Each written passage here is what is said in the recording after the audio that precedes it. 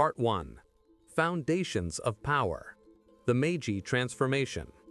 The story of Japan's empire and its fateful clash in the Pacific War is not merely a tale of a few years in the 1940s. It is the culmination of nearly a century of radical transformation and calculated military ambition. To understand the strategy that led to Pearl Harbor, we must first look back to the moment Japan decided to join the world stage, the Meiji Restoration of 1868. For centuries, Japan had existed in self-imposed isolation under the rule of the Tokugawa shogunate.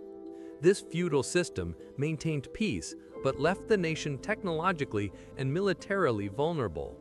The arrival of American Commodore Matthew Perry's black ships in 1853, forcing open Japanese ports, served as a profound and humiliating shock. It was a stark demonstration of Western military superiority. The Meiji leaders, a new ruling oligarchy acting in the name of the restored emperor, recognized a fundamental truth. To avoid colonization, Japan had to become a colonizer, or at least a powerful, modern nation-state. Their rallying cry became Fukoku Kyohei, enrich the country, strengthen the military. This was the core strategic principle of modern Japan. The reforms were sweeping and ruthless. The feudal domains were abolished, replaced by a centralized, modern government. The privileged samurai class was dismantled, and in its place, the government instituted universal military conscription in 1873. This move was revolutionary.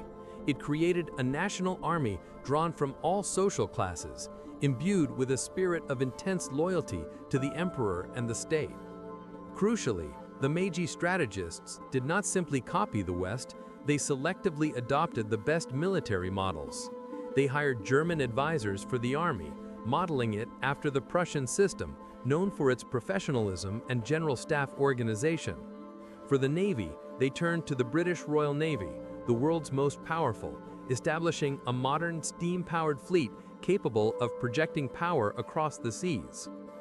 These modernized forces needed a proving ground, and their leaders needed to secure resources and a buffer zone against the continental powers of Russia and China. This led directly to Japan's first major test of its new military strategy, the First Sino-Japanese War of 1894-1895. Japan's strategy was swift and decisive. They moved rapidly to secure Korea, which they viewed as a dagger pointed at the heart of Japan. At sea, the newly modernized Imperial Japanese Navy employed superior training and tactics to annihilate the outdated Chinese Beiyang fleet in the Battle of the Yalu River. On land, coordinated, disciplined infantry assaults overran Chinese positions in Korea and Manchuria. The victory was stunning. Japan acquired Taiwan and secured a dominant position in Korea, but its greatest gain was psychological. It proved to the world that an Asian power could defeat a major continental empire, and most importantly, could stand on equal footing with the Western powers. The next strategic hurdle was the Russo-Japanese War of 1904-1905. Russia's presence in Manchuria threatened Japan's hard-won influence in Korea. This was a war against a major European power, a true Goliath. The Japanese strategy again focused on decisive early action. They launched a surprise naval attack on the Russian fleet at Port Arthur. The war's culminating moment, however, was the Battle of Tsushima, a masterclass in naval tactics.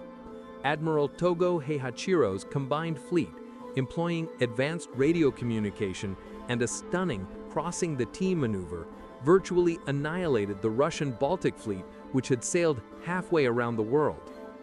The defeat of a major European power by an Asian nation was unprecedented. It cemented Japan's position as a great power, earning them the Anglo-Japanese alliance, a permanent seat on the League of Nations Council, and control over southern Manchuria and the Korean peninsula. By the turn of the century, Japan's military strategy had been defined: rapid, decisive, preemptive strikes to secure geographically vital interests, followed by negotiated peace before the enemy's superior resources could be brought to bear.